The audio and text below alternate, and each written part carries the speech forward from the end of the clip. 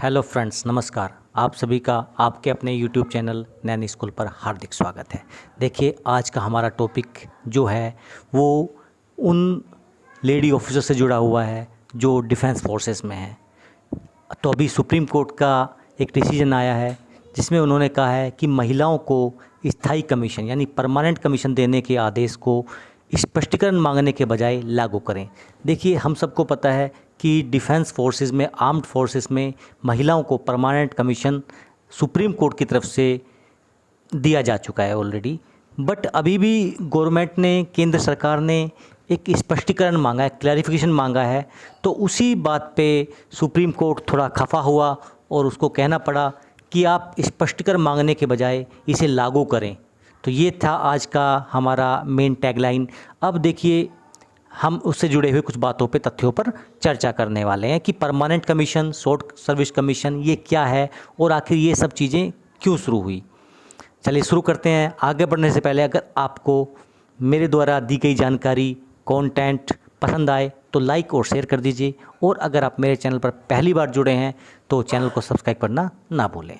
देखिए, सबसे पहले आपको ये पता होना चाहिए कि शॉर्ट सर्विस कमीशन और परमानेंट कमीशन ये होता क्या है। देखिए, दो टर्म्स हैं, एसएससी शॉर्ट सर्विस कमीशन और पीसी जो रेगुलर लैंग्वेज में बोली जाती हैं। आप जब कभी भी रिक्रूट होके आते हैं तो आपको बताया जाता है कि भाई आप परमानेंट कमीशन हैं, आपकी सर्विस मिनिमम इतनी रहेगी या अप टू दिस एज 54, 60 इस एज तक आप सर्विस कर सकते हैं। बट शॉर्ट सर्विस कमीशन में जब भर्ती होते हैं तो उसी टाइम उनके लिए होता है कि भाई आपको 10 इयर्स की एक सर्विस करनी है, यानी 10 इयर्स कंपल्सन है। 10 इयर्स तक आपको सर्विस करनी है, उसके बाद आप सर्विस छोड़ सकते हैं और आपको पेंशन का जो बेनिफिट है वो नहीं मिलेगा। क्योंकि आर्मी के अंदर क्या है कि जो पेंशन बेनिफिट्स हैं वो आफ्टर 20 ईयर ऑफ सर्विस है। तो जब 10 इयर्स में आप यहाँ से रिटायर चले जाएंगे तो आपको पेंशन नहीं मिलेगी। और कुछ एक्सटेंशंस की कंडीशंस ऐसी आती हैं कि 10+4 आपको दिया जा सकता है, तो अप टू 14 इयर्स हो गया। तो यानी आप मैक्सिमम 14 इयर्स तक शॉर्ट सर्विस कमीशन में सर्विस कर सकते हैं, बट आपको पेंशन का बेनिफिट नहीं मिलता है। ये था अब तक का क्राइटेरिया शॉर्ट सर्विस कमीशन और परमानेंट कमीशन का। देखिए, जब आप रिक्रूट होकर आते हैं तो आपके पास में एनडीए, नेशनल डिफेंस एकेडमी जो हेडक्वार्टर खड़गवासला पुणे में है, आईएमए इंडियन मिलिट्री एकेडमी जो देहरादून में है, और ओटीए और ये जो है वो गया में है। गया कहाँ पे? बिहार में। अगर आप इनके थ्रू यहाँ पे आपकी ट्रेनिंग होती है तो इसका मतलब आप परमानेंट कमीशन है। उसके बाद अगर आपकी training OTA officers training academy Chennai में होती है, इसका मतलब आप शॉर्ट सर्विस कमीशन में अप्लाई हो रहे हैं और आपको पेंशन का लाभ नहीं दिया जाएगा। तो ये था अब तक का हमारा वो सब चीज़ें जो हमें पता होनी चाहिए कि शॉर्ट सर्विस कमीशन क्या है, परमानेंट कमीशन क्या है और कहाँ कहाँ पे उसकी ट्रेनिंग्स होती है। तो सुप्रीम कोर्ट ने सोमवार को सेंटर द्वारा दायर एक विविध आवेदन पर विचार करने से इनकार कर दिया, जिसमें सेना को महिलाओं को स्थायी कमीशन यानी परमानेंट कमीशन पीसी देने के निर्देश देने वाले फैसले में स्पष्टीकरण मांगा था। गवर्नमेंट ने कहा भाई इसमें हमें थोड़ा सा और स्पष्टीकरण दे दीजिए। तो सुप्रीम कोर्ट के चीफ जस्टिस जो हैं अभी, जस्टिस डीवाई चंद्रचूड़ और एमआर शाह की पीठ ने फैसला सुनाए जाने के बाद स्पष्टीकरण मांगने के विविध आवेदन दाखिल करने के फैशन की आलोचना की। बोला हम कुछ भी जजमेंट दे देते हैं, उसके बाद आप आ जाते हो क्लेरिफिकेशन मांगने के लिए। तो कोर्ट ने कहा कि अगर वह फैसले से नाखुश हैं तो आप पुनर्विचार याचिका डालिए, रिव्यू पिटीशन डालिए, ना कि आप उसमें क्लेरिफिकेशन मांगिए। तो न्यायाधीश ने वरिष्ठ अधिवक्ता हुफैज़ा अहमदी और मीनाक्षी अरोड़ा से कहा, एक बार जब हम व्यापक मानकों पर निर्णय दे देते हैं तो हम व्यक्तिगत मामलों की जांच नहीं कर सकते हैं। आप व्यक्तिगत शिकायतों के लिए ट्रिब्यूनल में जाते हैं। एएफटी आर्म्ड फोर्स ट्रिब्यूनल हमारे फैसले की व्याख्या करने में सक्षम है। अगर आपको अभी भी लगता है कि भाई आपको कुछ क्लैरिफिकेशन चाहिए, कुछ रिव्यू पिटीशन चाहिए, कुछ भी ऐसी चीज़ें हैं, तो जो हमने फैसला दिया उसके बारे में अगर आपको कुछ क्लैरिफिकेशन चाहिए तो उसके लिए आप सुप्रीम कोर्ट का टाइम बर्बाद ना करें। उसके लिए आप जाइए आर्म्ड फोर्स ट्रिब्यूनल, क्योंकि जो भी डिफेंस के रिलेटेड जो भी केसेस होते हैं वो आर्म्ड फोर्स ट्रिब्यूनल देखता है। तो आप वहाँ पे जाइए, वो आपके जो डाउट्स हैं उनको क्लियर करने में सक्षम है। तो ये बोला यहाँ पर सुप्रीम कोर्ट ने। न्यायमूर्ति चंद्रचूड़ ने केंद्र का प्रतिनिधित्व करने अतिरिक्त solicitor general ASG Balbir Singh से कहा, आप फैसले को उसी रूप में लागू करते हैं जैसा वह है। यह आपके मुवक्किल की ओर से फैसले के इर्द गिर्द घूमने का एक प्रयास है।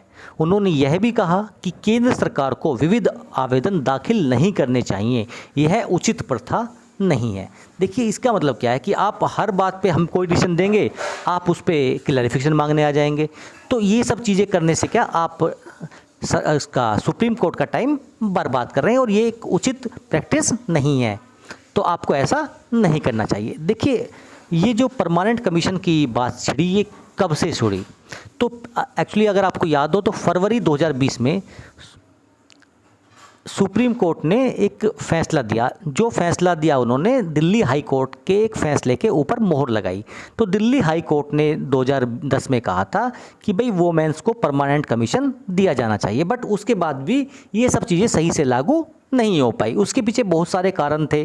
तो सेंटर ने अपने पक्ष रखे थे, उस टाइम बोल रहा था कि भाई हम क्या है इनको, क्योंकि रूरल बैकग्राउंड से होते हैं जितने भी मैक्सिमम जवान होते हैं, तो वो अपने ऊपर एक फ़ीमेल को एक्सेप्ट नहीं कर पाते हैं। और भी फिजिकल कंडीशंस बताई कि भाई अगर हम क्या बॉर्डर पे जाते हैं, ऐसी कंडीशन में होते हैं, जम्मू कश्मीर में होते हैं, अगर एक महिला को उस वहाँ पे किडनैप कर लिया जाता है या उसको प्रिजनर ऑफ वार बना लिया जाता है, तो उससे स्थिति ख़राब हो सकती है। या और भी ऐसी चीज़ें कि जो आप युद्ध के टाइम में या अगर कुछ इमरजेंसी कंडीशंस हैं, लेकिन तो उसमें वोमेंस को कभी प्रेगनेंसी हो जाती है, कभी यानी बहुत सारी कंडीशंस ऐसी फिजिकल एंड ये सब चीज़ें डाली गई, जिसमें उन्होंने बोला कि सुप्रीम कोर्ट ने कहा अदालत ने रूढ़िवादिता और महिलाओं के खिलाफ जो लिंग भेदभाव के आधार पर उनकी शारीरिक सीमाओं के केंद्र के रूप से नाराज़ थी उस टाइम पे। तो दिल्ली हाई कोर्ट के डिसीजन के बाद में सुप्रीम कोर्ट ने भी 2020 में ये डिसीजन दिया कि भाई हाँ वोमेंस को परमानेंट कमीशन मिलना चाहिए। तो उस आधार पे क्या हुआ, सेंटर ने परमानेंट कमीशन बोल दिया कि भाई जो भी कमीशन मिलेगा आपको परमानेंट कमीशन अब दे सकते हैं, वो मेंस या मैन जो भी हो उसके आधार पे। बट उसमें कुछ कंडीशंस थी। उसमें बोला गया कि जो रेट्रोस्पेक्टिव डेट्स हैं, यानी पिछली डेट से ये लागू नहीं किया जाएगा। तो उसमें फिर दिक्कत आई। तो उस सब चीज़ों को देखते हुए फिर क्या हुआ, कुछ महिलाओं ने फिर ये केस डाला, कुछ लेडी ऑफिसर्स ने फिर वो केस डाला कि भाई दिक्कत हो रही है, इससे हमें कुछ भी क्लैरिटी नहीं आ रही है। तो सेना में महिला अधिकारियों की स्क्रीनिंग के लिए सितंबर 2020 में एक विशेष चयन बोर्ड के गठन के लिए कहा सुप्रीम कोर्ट ने कि भाई इन लोगों के लिए एक अलग से चयन बोर्ड, सिलेक्शन बोर्ड का गठन कीजिए। 1 महीने बाद उसका रिजल्ट आया। उसके बाद कुछ महिलाएं जिनको स्थायी कमीशन नहीं दिया गया, यानी उसमें काफ़ी महिलाएं थी जिनको परमानेंट कमीशन दिया गया, बट कुछ ऐसी फिर भी बच गई जिनको कमीशन नहीं दिया गया। तो उन्होंने फिर सुप्रीम कोर्ट का दरवाज़ा खटखटाया। उनकी याचिका के जवाब में सुप्रीम कोर्ट ने माना कि महिला अधिकारियों को परमानेंट कमीशन देने के लिए जो ACR मूल्यांकन मापदंड है या उनके खिलाफ व्यवस्थित रूप से भेदभाव करता है। अदालत ने भविष्य के बैचों के मूल्यांकन के तरीके की समीक्षा करने का भी आदेश दिया। तो सुप्रीम को एक्चुअली क्या होता था पहले कि जो महिलाएं थी और जो पुरुष थे उन सब के लिए एक अलग क्राइटेरिया बना हुआ था। और 2011 में जो आर्मी हेडक्वार्टर्स है उन्होंने एक रूल बनाया कि भाई जो 2009 से पहले भर्ती महिलाएं हैं या जिन फीमेल्स की एज 35+ हो चुकी है उनको BPET, देखिए ये आर्मी की एक टर्म्स है, बैटल फिजिकल एफिशिएंसी टेस्ट, यानी तो जो फिजिकल जो टेस्ट होता है उनसे उनको रिलैक्सेशन दिया गया था कि अगर आप 2009 से पहले भर्ती हुए हैं या आपकी एज 35+ हो चुकी है तो आपको BPT नहीं करना होगा। बट उसके बाद क्या हुआ, जैसे ही बोला गया कि भाई अब इनको परमानेंट कमीशन करो, तो उस रूल को ताक पे रखे दोनों के लिए समान क्राइटेरिया बना दिया गया।